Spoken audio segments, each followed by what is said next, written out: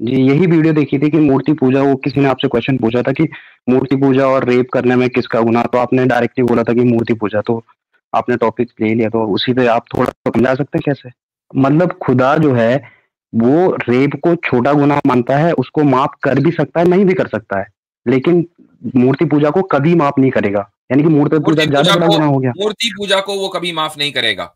और रही ये बात रेप की, तो रेप चूंकि इंसान के खिलाफ वायलेशन है, ठीक है, तो अब ऐसा होगा कि खुदा उस जिसका जिसका रेप किया गया उसको और जो रेपिस्ट है उसको, दोनों को बुलाएगा।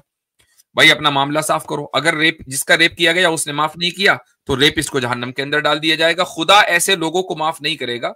हाँ, ये है कि उनकी सजा इटर्नल नहीं होगी। जी, यहाँ पे आपने मर्डर और रेप का एग्ज़ाम्पल दिया, तो दोनों ही जुर्म है, ठीक है? दोनों ही मतलब बहुत ही ज़्यादा है, लेकिन मैं ये नहीं समझ पा रहा हूँ कि कोई एक हिमालय पे बैठ के साधु, वो पूजा कर रहा है, शिवलिंग उसने रखा है। जैसे मैं तो हिमालयी स्टेट से आता हूँ, तो उसमें हिमालय पे बैठे रहते हैं, 12-12 साल बाद दिखते हैं कुंभ में, लेकिन वो वहाँ बैठ के अपनी चुपचाप पूजी मूर्ति पूजा कर रहा है, क्या खा रहा है, क्या नहीं खा रहा है। लेकिन एक बंदा है, वो रेप कर रहा है, मर्डर कर रहा है, जो भी कर रहा है। तो वो जो जिसको किसी दुनिया से मतलब नहीं है, उसका वो गुनाह कैसे हो गया? भाई म्यूट पर है। नाम तो बड़ा इंटेलेक्चुअल होता है, कलाम। कलाम, कलाम लिखा है सर, कलाम। कलाम, अच्छा अच्छा। कलाम के माने आते हैं स्पीच के। जी बोलिए।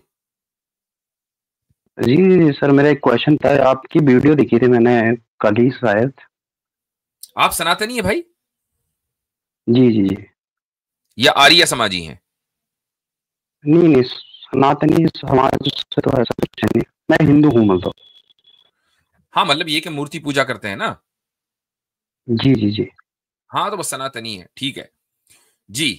तो फरमाएं, आपने हमारी जी, वीडियो मैंने देखी? आपकी जी यही वीडियो देखी थी कि मूर्ति पूजा, वो किसी ने आपसे क्वेश्चन पूछा था कि मूर्ति पूजा और रेप करने में किसका गुनाह? तो आपने डायरेक्टली बोला था कि मूर्ति पूजा, तो आपने टॉपिक ले लिया, तो उसी पे आप थोड़ा समझा सकते हैं कैसे?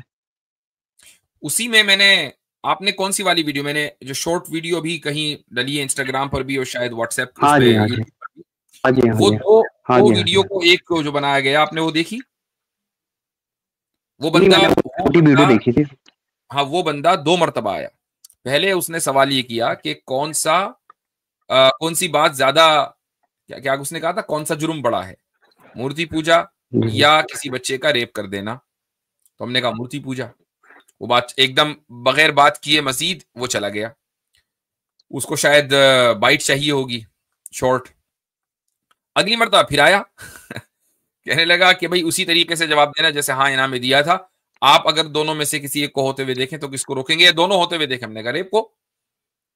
चूंकि जो जुर्म है मूर्ति पूजा बड़ा होना, उसका ताल्लुक खुदा से है, और खुदा इसका ऐलान कर चुका है कि वो हर तरह के गुनाह को माफ कर सकता है। मूर्ति पूजा को या शिर्क को वो माफ नहीं करेगा, ये उसकी तरफ से ऐलान है। अच्छा, रेप ये चूंकि इंसानियत के खिलाफ जुर्म है और हम इंसान हैं, तो अगर हमारे बस में होगा तो हम उसको रोकेंगे कि जो किसी मासूम इंसान के खिलाफ जुर्म कर रहा है। तो ये दो रेफरेंस पॉइंट अलग अलग हैं कि खुदा की नजर में सबसे बड़ा गुनाह शिर्क है, और एक इंसान को की जिम्मेदारी है लॉ एंड ऑर्डर को मेंटेन करना। यही वजह है कि एक इस्लामी हुकूमत में अगर कुछ लोग जो मूर्ति पूजा करते हैं या शिर्क करते हैं वो रहना चाहें तो वो भी रह सकते हैं एज ए माइनॉरिटी, लेकिन रेपिस्ट नहीं रह सकते।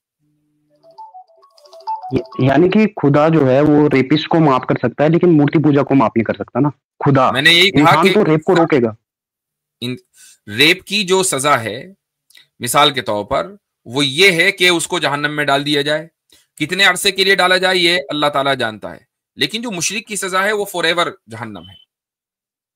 मतलब खुदा जो है, वो रेप को छोटा गुनाह मानता है, उसको माफ कर भी सकता है, नहीं भी कर सकता है, लेकिन मूर्ति पूजा को कभी माफ नहीं करेगा। यानी कि मूर्ति पूजा ज्यादा बड़ा गुनाह हो गया। मूर्ति पूजा को वो कभी माफ नहीं करेगा। और रही ये बात रेप की, तो रेप चूंकि इंसान के खिलाफ वायलेशन है, ठीक है, तो अब ऐसा होगा कि खुदा उस जिसका जिसका रेप किया गया उसको और जो रेपिस्ट है उसको, दोनों को बुलाएगा। भाई अपना मामला साफ करो। अगर जिसका रेप किया गया उसने माफ नहीं किया, तो रेपिस्ट को जहन्नम के अंदर डाल दिया जाएगा। खुदा ऐसे लोगों को माफ नहीं करेगा। हाँ, यह है कि उनकी सजा इटर्नल नहीं होगी। सजा इटर्नल नहीं होगी।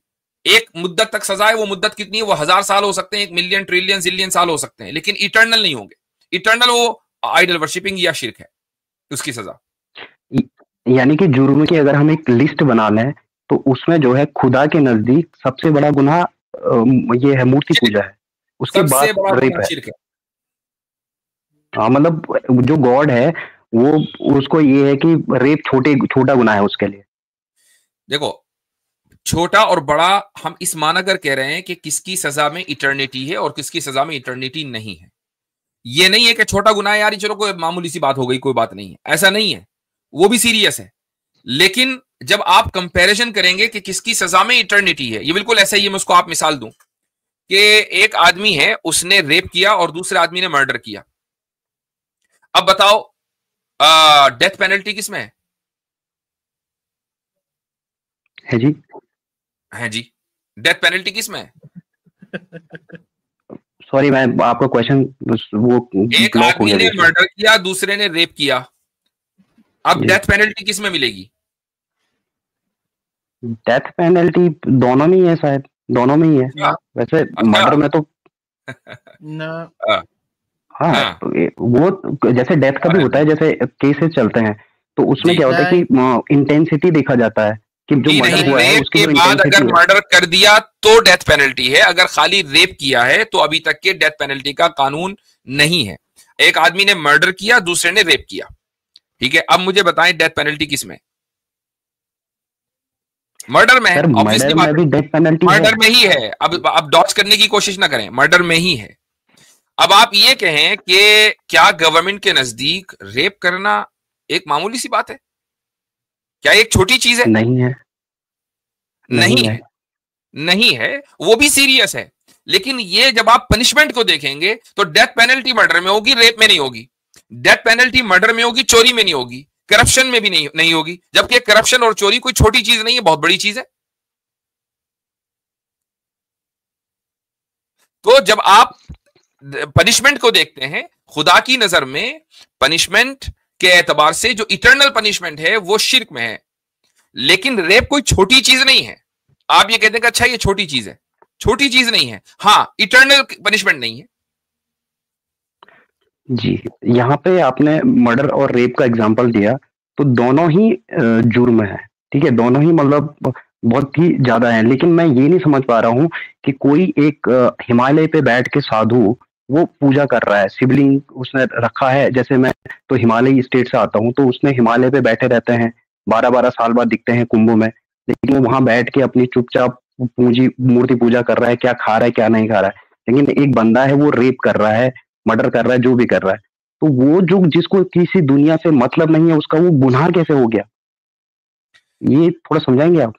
जी हाँ, देखिए आप जब ये कहते हैं ना कि उसने किसी का क्या बिगाड़ा, यानी जहन में ये बात रहती है कि एक आदमी अगर मूर्ति पूजा कर रहा है अपनी कुटिया में बैठकर, ठीक है, तो उसने इंसान का क्या बिगाड़ा। तो आपका जो पूरा आर्ग्यूमेंट है वो दरअसल हार्म प्रिंसिपल के ऊपर डिपेंड करता है, और यही मॉडर्निज्म या पोस्ट मॉडर्निज्म का उसूल है।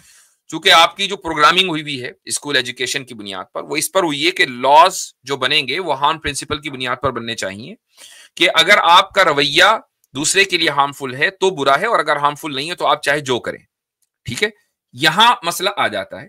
इसको आप एक दूसरी मिसाल से समझ लें। चलें अभी आप साधु हटा लें, दो लड़के हैं या दो बहन भाई हैं, उसी कुटिया में जहां साधु बैठा है वो बहन भाई रहते हैं, और वो as a husband and wife जिंदगी गुजारना चाहते हैं। आपको क्या लगता है, आपके एतबार से ये ठीक है? वो रहते हैं तो उसमें क्या गलत है? फिर वो रहते हैं तो रहते कोई हैं, गलत मतलब नहीं है। यानी बहन भाई, आप अपनी बहन के साथ उस तरह जिंदगी गुजार सकते हैं, ये आपको डिस्गस्टिंग नहीं लगता? नहीं, एज अ भाई बहन तो रह सकते हैं। भाई बहन नहीं, ऐसे husband husband wife and wife, ऐसे हस्बैंड एंड वाइफ। दो भाई बहन हस्बैंड वाइफ की तरह रह रहे हैं? हाँ, नहीं, ये तो मैं वो नहीं मानता हूँ कि नहीं, ठीक नहीं है। नहीं मानते ना भाई। आप उस कुटिया में जो हिमालय के की कहीं मतलब माउंट एवरेस्ट के ऊपर ही रखी हुई है, बस वहां पहुंच ही नहीं पाता कोई, वहां पर ये हरकत हो रही है, तो इंसानियत का इसमें क्या नुकसान है? आपका कोई नुकसान नहीं किया, नेपाल वालों का कोई नुकसान नहीं हुआ, इंडिया भूटान किसी का भी नुकसान हुआ, जहां जहां उसकी बॉर्डर मिलती है, किसी एक बंदे का भी तो नुकसान नहीं है।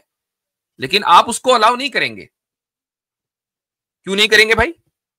नुकसान तो है नहीं यहां पर, वो किसको नुकसान पहुंचा रहे हैं? इसका मतलब ये हुआ कि गुनाह, देखो जुर्म और गुनाह के दरमियान फर्क करना चाहिए।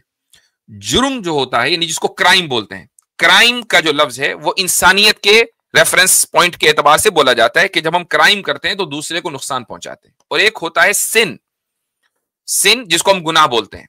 गुनाह के लिए यह जरूरी नहीं है कि आप किसी दूसरे इंसान को नुकसान पहुंचाएं। गुनाह के लिए इतना काफी है कि आपने खुदा की बात नहीं मानी। खुदा यह कह रहा है कि मैं ही इस पूरी धरती का मालिक हूं, मैं ही इस पूरी कायनात का मालिक हूं और मेरे अलावा किसी की इबादत नहीं होगी। और आप ये कहते हैं कि नहीं, मैं खुदा के अलावा 10 की और इबादत करूंगा। तो हो सकता है कि ये जुर्म ना हो, किसी स्टेट के खिलाफ जुर्म ना हो, किसी सोसाइटी के खिलाफ जुर्म ना हो और किसी में इसमें किसी का नुकसान ना हो, लेकिन गुनाह तो अपनी जगह है। तो जो सजा मिल रही है खुदा के यहां, वो सिर्फ जुर्म की वजह से नहीं मिलती है, गुनाह की वजह से भी मिलती है। और दोनों के दरमियान फर्क करना जरूरी है। तो हम लोग जो फर्क नहीं कर पाते वो इसलिए कि हम गुनाह और जुर्म को यानी सिन और क्राइम दोनों को एक ही समझते हैं।